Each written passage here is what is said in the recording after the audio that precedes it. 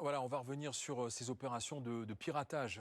Alors, j'allais dire incessantes, peut-être pas, mais quand même, en l'espace de quelques jours, on a appris que c'était les données du fisc qui avaient été piratées. Et le même duo ou le même groupe ou la même personne sous le pseudo Zero Bytes a maintenant affirmé qu'elle avait piraté les données du ministère de l'Éducation nationale. On va y venir, mais écoutez le ministre des Comptes publics, David Amiel, il y a quelques minutes, quelques heures, il présentait ses excuses. À chacune des personnes concernées, comme j'ai déjà eu l'occasion de le faire, je tiens à présenter nos excuses. Oui, nos excuses. Parce que ce qui est arrivé est insupportable pour les Français et non seulement comprend leur colère, mais je crois pouvoir dire que cette colère, avec la directrice générale des finances publiques, nous la partageons. Et cette colère, elle doit guider notre action pour informer, mais surtout pour protéger et pour protéger mieux encore. Excuses acceptées, reçues, Maurice Safran? Non. Non, excuse non acceptée, non reçue, non acceptée. Il faut bien voir qu'il y a un problème essentiel là pour le gouvernement, c'est que cette double attaque touche le fisc, le secret fiscal qui dans l'esprit des Français est d'une importance absolument immense, ce qu'ils y gagnent, est-ce qu'ils ont des actions, quels sont leurs biens, etc. Et je suis sûr qu'il y a des millions de Français qui flippent là, qui se demandent est-ce que tout ça va pas être mis sur la place publique. Et puis ça touche les profs. On se souvient des drames qu'il y a eu avec les profs il y a peu de temps. On nous expliquait juste en dehors du plateau qu'il y avait les adresses des profs, les adresses des enfants, etc. C'est une catastrophe totale. Donc on va bien au-delà de simplement que le gouvernement s'excuse. Ça ne sera pas suffisant et c'est une affaire extrêmement grave. C'est un scandale d'État? C'est pas loin du scandale d'État, mais en tout cas, ce qui est intéressant dans ce qu'a dit le ministre Amiel, c'est qu'il reconnaît que ça fait des années qu'on n'est pas prêt. C'est insupportable. Attendez, justement, on va retrouver Marie Roux, parce que pour BFM TV, elle a suivi la conférence de presse du ministre des Comptes publics. Justement, quels enseignements en a-t-il tiré? Qu'est-ce qu'il a dit dans cette conférence de presse, Marie? Bien, ce que l'on peut vous dire, et vous l'avez entendu, c'est que le ministre des Comptes publics a tout d'abord présenté ses excuses aux centaines de milliers de contribuables qui avaient été victimes de cette cyberattaque. Ce que l'on sait, c'est que 3 cyberattaques distinctes ont été identifiées. La première, la plus importante, a été révélée le 12 août dernier. Elle concerne notamment 350 000 particuliers et 250 000 professionnels. Les pirates ont donc eu accès à des données fiscales et à une liste de messages échangés avec l'administration. La deuxième attaque, elle, concerne des données cadastrales, c'est-à-dire sur des biens immobiliers. Donc les pirates ont eu accès à des données concernant les acheteurs, les vendeurs ou encore les propriétaires. Et puis la troisième attaque, elle, concerne le portail de succession vacante. Cette attaque, elle a été révélée aujourd'hui et finalement, les pirates ont eu accès à un journal des demandes. Ce que l'on peut vous dire, c'est que la directrice de la Direction générale des finances publiques a reconnu tout de même des faiblesses dans les systèmes. Et ce que l'on peut vous dire, c'est que le mode opératoire des pirates, en tout cas ce qui a été révélé, c'est que en juin dernier, un compte d'un des agents de la Direction générale des finances publiques avait été compromis. Des investigations avaient été menées à ce moment-là, des investigations qui n'avaient pas permis de détecter ce vol de données qui a donc été révélé au grand public le 12 août dernier. Enfin, ce que l'on peut vous dire également, c'est que forcément, il va y avoir un renfort de sécurité, notamment avec une double authentification pour les agents de la Direction générale des finances publiques et qu'un audit a été lancé avec des conclusions qui tomberont dès fin septembre. Merci Mario, avec Jean-Baptiste Margoteau, au ministère de l'économie. Là, on a parlé avec Marie du ministère de l'économie, mais depuis ce matin, on parle beaucoup des fuites aussi au ministère de l'Éducation nationale. Le ministère de l'Éducation nationale, visé par le même groupe de hackers, enfin on ne sait pas si c'est un groupe, s'ils sont 1, 2, Zero Byte, qui l'a revendiqué, qui a dit à propos, les amis, on vous a hacké, vous l'avez su à une époque, vous ne nous avez pas coupé et on a continué. On connaît l'ampleur de ces fuites, Madame Vénétité? C'est toujours très flou à l'heure où on se parle. Dans l'éducation nationale, on a été mis au courant à la fin du mois de juillet, le 31 juillet, au début du mois d'août, qu'il y avait eu des fuites de données qui concernaient uniquement les personnels. Et moi, j'ai encore le mail qui nous a été envoyé où il est écrit que ça ne concerne pas les élèves, mais que ça concernait les personnels avec les adresses adresses des établissements, les adresses personnelles, même le numéro de sécurité sociale, avec des données qui remontent depuis 2001, c'est-à-dire quand même depuis un quart de siècle. C'est-à-dire que l'éducation nationale... C'est en millions de fichiers, en millions de Et données. ça représente des millions de données, ça représente sans doute au total des millions de professeurs et d'élèves. Et aujourd'hui, on découvre que ça concerne aussi des élèves avec des données là aussi très sensibles, y compris sur le parcours scolaire, des éléments de décrochage scolaire, des éléments d'observation sur les bulletins. Et quand vous mettez tout bout à bout, c'est explosif. C'est explosif parce qu'aujourd'hui, à l'heure où on se parle, il y a des adresses personnelles des professeurs qui sont dans la nature. C'est extrêmement dangereux. Si ça tombe dans des mains mal intentionnées, certains vont savoir où trouver un professeur avec qui ils veulent régler des comptes. Il y a des professeurs dont on peut retracer toute la scolarité avec tout ce qui leur est arrivé à certains moments précis de leur scolarité sans véritable droit à l'oubli. Donc il y a une défaillance totale de la part du ministère de l'Éducation nationale, à la fois en termes de protection des données, mais aussi en termes d'information.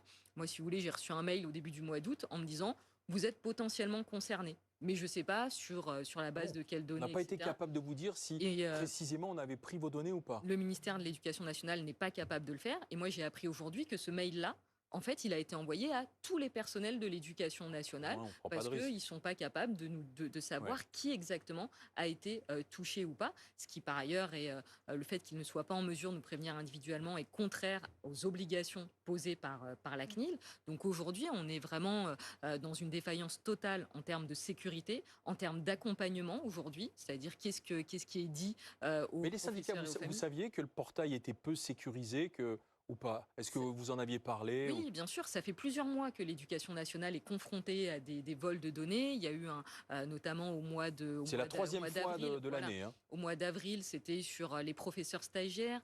Au mois d'avril aussi, c'était sur la base de données élèves. Et donc, on avait déjà alerté le ministère sur la nécessité d'accélérer sur la sécurisation, de bien accompagner les personnels et les élèves. Sur les précédents vols, le ministère n'avait pas été à la hauteur. Et aujourd'hui, quand on voit que ça se répète, se pose quand même la question de la confiance qu'on peut avoir dans l'État. C'est-à-dire que là, moi, à la rentrée, je vais mettre à jour mes données sur mon espace professionnel. Est-ce que j'ai confiance dans le ministère de l'Éducation nationale pour que ce que je vais mettre à jour soit vraiment sécurisé? L'État doit être là pour nous protéger, pas pour nous exposer. C'est une question de compétence. Là, c'est de l'incompétence totale, Maurice Safran. C'est de l'incompétence. Et puis, il y a une phrase extraordinaire dans ce qu'a dit M. Amiel tout à l'heure, qui a vite appris la langue de bois, lui qui est un jeune ministre, pour expliquer ce qui se passe. Je cite, « L'État a accumulé certaines dettes techniques pendant des décennies ». Donc ça fait des décennies qu'on est nul. C'est ça qu'il veut dire. Donc c'est qu'on n'a pas comblé ces lacunes. On n'a rien comblé du tout.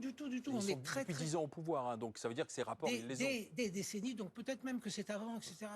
Mais ça montre que l'administration française, sur ce terrain-là, est complètement perdue. Mais l'Éducation nationale nous l'a dit. Hein. Nous, ils avaient reconnu qu'ils étaient... quand on a eu des échanges, finalement, on les a eu au mois de juin, ces échanges, ils ont reconnu qu'ils étaient très en retard sur la question de la sécurité numérique. Et ça, aujourd'hui, ce n'est plus acceptable. Nos collègues ne l'acceptent pas. Il va falloir que le ministère y réponde. Il y a quand même une question de confiance qu'on peut avoir. Surtout qu'on nous pousse de plus en plus à nous numériser, à nous dématérialiser. Nous, il y a une course au numérique dans l'éducation sur notre portable, etc. Mais Sandra Aubert, justement, vous êtes élue à la cybersécurité à Torigny-sur-Marne. Oui. Donc à Torigny-sur-Marne, apparemment, on a un élu chargé de la cybersécurité et ça semble être pris en compte. Voilà, et je suppose que quand on décide quelque chose, il n'y a pas une courroie de transmission trop longue, on prend les décisions tout de suite. Je vais vous prendre un cas. Dès qu'on a appris cette fuite de données, j'ai mis en place une communication à destination de l'ensemble de mes concitoyens pour les avertir sur les risques majeurs de cette fuite. Qu'est-ce qu'elles vont devenir ces données alors? Quels sont les risques alors? Alors ces fuites directement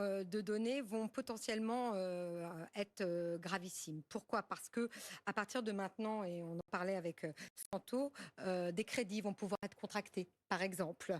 Hein, donc des avec données, usurpation d'identité. Les données volées peuvent être croisées avec les autres fuites qui ont eu cours dernièrement et d'autres documents. Et l'ensemble de ces données peuvent faire usurpation d'identité.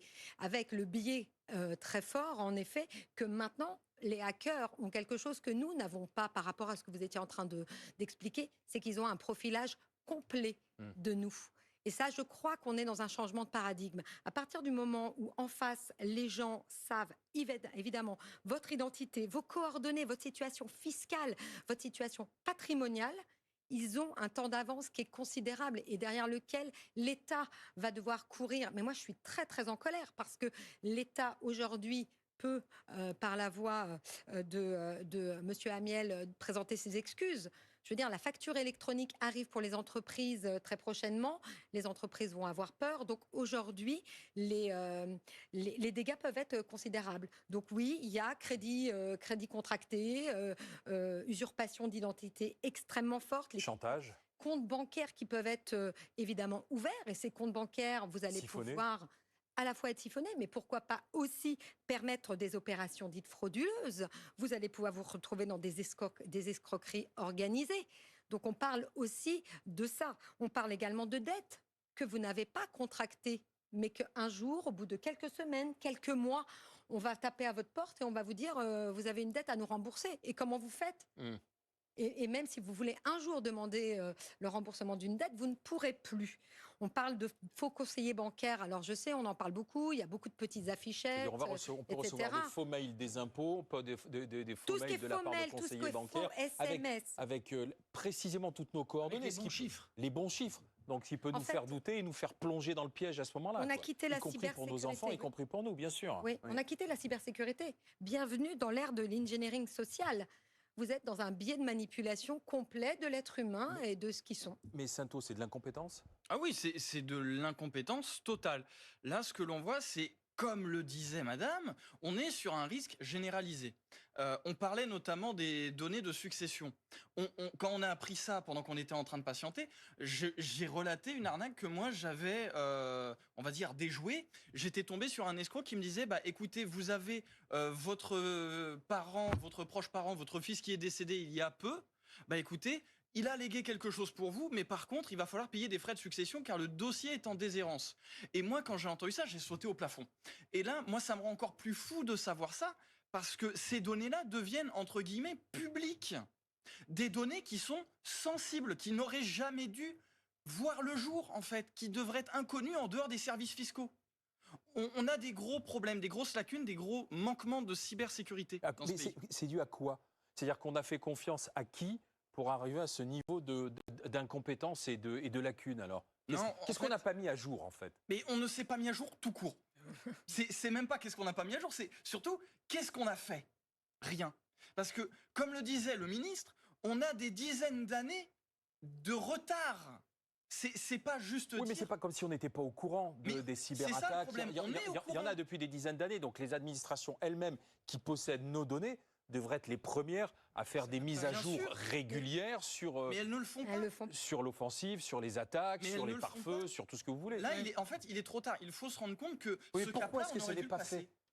Parce que ça n'est pas un sujet d'actualité. Parce que ça n'a pas été pris au sérieux. Voilà. Ça n'a pas été pris au C'est ça le sérieux. problème. Ça veut dire quoi que c'est pas Et les pris au moyens sérieux? financiers nécessaires n'ont pas été mis non plus sur la table, alors que c'est d'une importance On parle de la cruciale. sécurité des Français. Là, il y a une vraie responsabilité politique. Souvent, on accuse les politiques à tort, mais là, c'est une responsabilité absolument terrible qu'ils ont prise. Et puis, on a un problème de prévention. Je veux dire, la prévention, c'est toujours été un vilain mot, un mot très grossier en France. Oui, et on blâme les victimes. On n'a aucune doctrine de prévention et d'anticipation. On est les pros pour réagir au moment de la crise, mais on n'a pas formé, on n'a pas fait de prévention, on n'a pas fait de sensibilisation. Donc voilà. Mais ça va plus loin parce que ces fameux le duo, ce qu'on présente comme ça, Zero Bytes. Eux-mêmes, ils ont humilié l'administration puisqu'ils ont revendiqué leur action. Et surtout, ils leur répondent sur les réseaux. Voilà. Et ils leur répondent et ils leur disent même, et c'est ça que je voudrais comprendre avec vous, Santho, notamment au ministère de l'Éducation nationale, on s'est introduit, on a piraté les données, à un moment vous vous en êtes aperçu, mais vous n'avez pas su nous couper, vous n'avez pas su nous empêcher de continuer. Enfin, c'est dingue ça. Oui, et le plus dingue, c'est que Zero Byte se permet plutôt de faire un véritable pied de nez à l'administration en continuant les moqueries. Alors moi, ça me fait un petit peu rire, ça me fait rire jaune, à vrai dire. Mais le problème, c'est que j'ai contacté Zero Byte pour savoir exactement s'il avait un message à passer aux Français. Et il m'a dit que ça ne fait que commencer et qu'il ne faut pas croire tous les journalistes sur ce qu'ils disent. Donc, on peut imaginer qu'il va y avoir de la désinformation tôt ou tard. Et c'est ça, moi, Et ce qui qui viendrait d'où et de qui alors? Mais le problème, il est là, c'est Est-ce que... qu'il travaille pour lui, Zero Bytes? Il travaille pour une puissance étrangère? Non, de ce que je comprends, il fait ça, on va dire, entre guillemets, à son compte. Et Pour moi, l'argent. Pour l'argent, uniquement pour l'argent. Et ce qui, moi, m'inquiète, c'est que à un moment donné, on ne saura pas si ce qui est revendiqué est vrai ou pas. Et le risque, il est là. C'est que dès lors que l'on va passer cette frontière-là, les organismes vont se mettre à chercher et peut-être qu'ils vont trouver des failles alors qu'elles n'avaient pas encore été utilisées. Peut-être. Ou alors elles vont se rendre compte que finalement, ça fait des années que les données se font exfiltrer et qu'ils ne l'avaient tout simplement pas vu. On en est dans ce genre de risque-là aujourd'hui, en fait. Mais là, on peut se retourner contre l'État. Enfin, je ne sais pas. Aux États-Unis, il y aurait une action collective. C'est les agences fédérales, c'est l'État qui est attaqué. Des Américains par dizaines de milliers ou centaines de milliers ou même millions diraient attendez, là, c'est pas possible.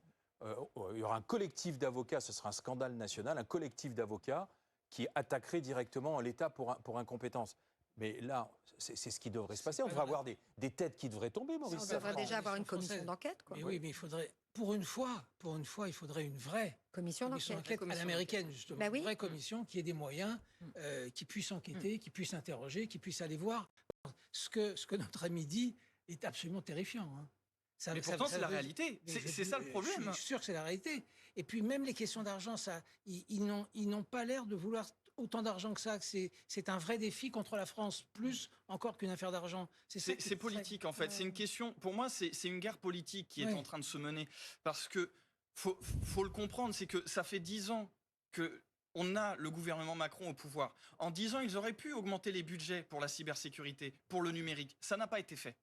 La conséquence, et on est tous en train de la vivre aujourd'hui, c'est que en n'ayant pas attribué de budget suffisant, on est tous confrontés à ces fuites de données. L'éducation nationale, qui se veut être garant de l'avenir des enfants, des élèves, ne peut pas être garant de sa propre sécurité. Et de la sécurité des profs. Bien sûr. La mise en cause des défaillances. On va pas rappeler les meurtres. Les profs, les enfants, je veux dire, très concrètement, ça va aussi ouvrir à défaut à ce qu'on appelle les faux proches. Bien sûr. Donc à des faux enfants, à des... Ah bah oui, non, mais il y a les coordonnées des élèves aussi, peut-être. Enfin, c'est facile de retrouver des élèves. Et aujourd'hui, il faut quand même que l'éducation nationale s'explique clairement sur comment est-ce qu'on en est arrivé à cette situation, au-delà du fait que les investissements n'ont pas eu lieu. Alors, avec quand même d'un côté un système de sécurité numérique en totale déshérence et de l'autre côté une promotion de l'intelligence artificielle sans aucune barrière. Mais surtout, il va falloir qu'on sache exactement pourquoi, quand en mois de mars et au mois d'avril, on a des alertes, on dit au ministère il faut améliorer la sécurité, l'information, l'accompagnement des personnels et des élèves. Pourquoi est-ce qu'au mois de juillet, on se retrouve avec des informations lacunaires et qu'aujourd'hui, on nous dit, bah écoutez, en ce qui concerne les informations des élèves, on ne sait pas si on est passé à côté au mois de juillet ou pas. Enfin là, il y a des défaillances qu'il faut documenter et il faudra en tirer toutes les conséquences. Et est-ce qu'on l'aurait su publiquement si Zero Bytes eux-mêmes, si les pirates, ne l'avaient pas revendiqué, ne l'avaient pas fait L'éducation fuiter? nationale ne savait pas ce que c'était. Mais non, on ne l'aurait pas su. Ils ne savaient pas. L'éducation nationale ne savait pas ce qui était contenu dans les données, en fait. C'est pour ça qu'ils disaient que les élèves n'étaient pas concernés au départ. C'est uniquement cette raison. Et dès lors que les données des élèves ont fuité, là, tout de suite, ça devient un scandale parce que ça n'a pas été communiqué. Mais la vérité, c'est qu'eux-mêmes ne savaient pas ce qui s'est passé. Comme pour la DGFiP, ils ne savaient pas ce qui avait été volé au départ. Ils n'avaient aucune idée de ce qui s'est passé. Ils ont vu un compte qui se connectait à des horaires irrégulières, qui faisait peut-être des actions qu'il ne fallait pas. Ils l'ont suspendu. Mais ils n'ont pas vu les 700 000 données qui ont été exfiltrées. La porte d'entrée, pour qu'on comprenne, pour ceux qui nous écoutent, c'est peut-être quoi? C'est une espèce de faux mail, c'est un employé, c'est une usurpation. Voilà, c'est une usurpation qui clique, qui ouvre et du coup ça donne une porte d'entrée aux pirates qui infiltrent le système. En fait, le problème, c'est que la faille est toujours humaine. On met énormément d'argent sur la table pour protéger les systèmes. Le jour où on arrivera à mettre sur la table pour protéger les cerveaux et faire en sorte de former les gens pour qu'ils arrêtent de cliquer n'importe comment, on aura gagné une bataille. Et les cerveaux, c'est moins cher, que de mettre des centaines de millions d'euros pour renforcer les systèmes. La faille est humaine. On doit passer sur une société, une nouvelle culture, un nouveau paradigme, qui est celle de la cyber-résilience. D'accord, la cyber-vigilance. La non-vigilance à tout ça est d'autant plus étrange que, souvenons-nous, il y a quelques années, un téléphone du président a été hacké. Bien Donc sûr. si quelqu'un devait bien savoir qu'il y a un vrai danger parce qu'il l'a subi, le président de la République s'est fait hacker. Je vous propose d'écouter le ministre des Comptes publics, David Amiel. Voilà ce qu'il disait à propos du ressenti des Français face à ces affaires. Cette cyberattaque et le vol de données auquel elle a conduit sont des faits graves. Graves parce qu'elles entament la confiance que les Français ont envers l'État, envers les services publics et en l'occurrence évidemment envers les services fiscaux. Graves parce qu'elles ne sont pas un fait isolé. Les attaques contre très nombreux services publics, comme d'ailleurs contre de très nombreux acteurs et entreprises privées, sont de plus en plus nombreuses et malheureusement tout laisse à croire que ces attaques vont continuer à s'intensifier. Alors, Voilà. là, ça ne nous rassure pas, parce qu'il dit ça a entamé la confiance des Français. Je vous le confirme, monsieur le ministre, Non, mais je vous le ce qui- confirme. Si Non. ça va s'intensifier, là, c'est pas fait pour nous rassurer. Hein. Très inquiétant dans ce que dit C'est Amiel, écœurant. Le au-delà mot, du- c'est écœurant, en fait. Au-delà du fond, c'est qu'il fait des constats. C'est bien, c'est des constats sans doute justes, mais son rôle et le rôle du gouvernement et du pouvoir, c'est aller au-delà des constats. Il n'y a De pas de prendre des solution. mesures maintenant, de prendre des Il n'y a pas de mesures fortes. solution. Il n'y a pas de solution En d'urgence fait, à prendre là c'est le médecin. Là, Si, là, il y a là, des- il si, il y a des solutions, mais il y lui, a il des les annonce solutions pas. d'urgence. Il les annonce pas. Et en fait, quand la confiance est rompue à ce niveau-là, on doit amener quand même des poches d'espérance généralement à des citoyens et dire on contrôle, on sait ce qu'on fait. Mais en fait, comme Santo le disait très très bien, je pense que là, pour le coup, ils essayent de colmater la brèche. Mais c'est Mais trop ils tard. sont même pas passés en communication, en crise. service de communication de crise et d'informer les gens. Je veux dire, ça se passe sur votre plateau. Merci beaucoup de nous inviter, de pouvoir expliquer très concrètement ce qu'il faut faire et pas faire. Mais au jour d'aujourd'hui, moi j'étais encore il n'y a pas longtemps à l'hôpital. Vous avez une affichette grande comme ça d'informations de cybermalveillance et vous avez des QR codes de partout, alors que des experts comme toi et moi, on n'arrête pas d'expliquer qu'il faut arrêter les QR codes. Donc je veux dire, on n'est pas prêt et ils ne donnent pas non plus des poches d'espérance en disant on contrôle la situation. Donc ça fait peur en fait. Sophie Mitité. Oui, bah écoutez, nous, on va avoir la rentrée scolaire dans quelques jours. Il y avait aujourd'hui à l'île de la Réunion, après à Mayotte et puis après dans l'Hexagone.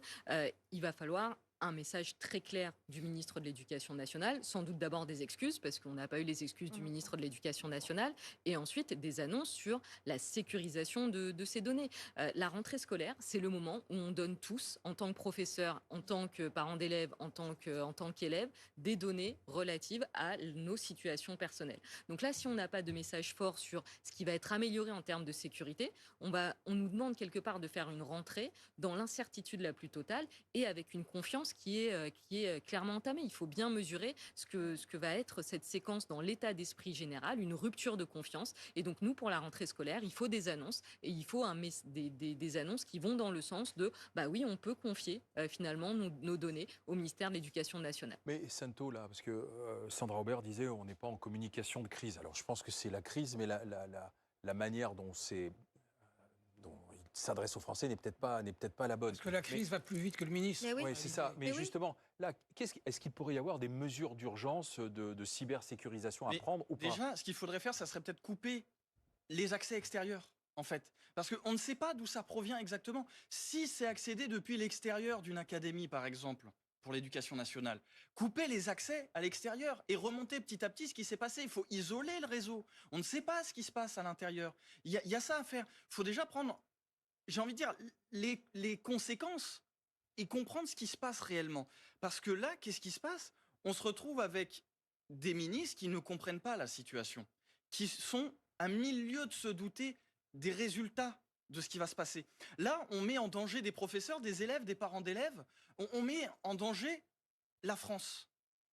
Et je pense que je pèse mes mots, parce que rien n'est fait pour nous protéger à l'heure actuelle. Il n'y a aucune mesure préventive. Ils ne font pas de vérification biométrique. Ils ne font pas de vérification avec des codes qui changent toutes les 30 secondes. Il n'y a rien de tout ça qui est mis en place. Il n'y a pas de double authentification. Quand moi je me connecte à mon adresse mail, on me demande un code systématiquement. Pourquoi ils ne le font pas à l'échelle de l'éducation nationale? Ça n'a pas de sens. Je vous confirme qu'ici, quand on veut se connecter à notre mail, on a ce qu'on appelle un authentificateur. Enfin, on a toujours Voilà, un oui. code par lequel on passe qui change tous les jours quand C'est on pas- se connecte. Moi, sur ma boîte mail Donc, pareil. professionnelle de l'Éducation nationale, c'est pas le cas. Eh ben, c'est pas le Ah, cas. voilà. Voilà. Moi, je l'ai effectivement sur mon portable. Quand je me connecte à mon adresse mail, je dois rentrer un code et ensuite j'accède à mes mails. Merci de nous avoir aidé à comprendre. Et je pense qu'on n'en est qu'au début. Hein. Oui. Effectivement, peut-être que Zero Bytes va nous réserver des surprises dans les C'est surtout 2-3 jours à venir ou peut-être va même avant. ouvrir une Ou brèche, de là. mauvaises surprises. plutôt. il va ouvrir une brèche, c'est-à-dire qu'il va donner très envie. C'est ça, c'est aussi À d'autres pirates de venir. C'est le quoi. pogniel. Donc Ouais, là, Le buffet pogniel, est ouvert, servez-vous, quoi, c'est ça. C'est le Et buffet. ce qui est inquiétant ce soir, c'est qu'on ne voit pas le début du début de la réponse. C'est Non. ça qui fait flipper les Il Français n'y a en pas de. réalité. Ouais. Et sans Merci. doute, c'est très flippant. Merci, messieurs, dames.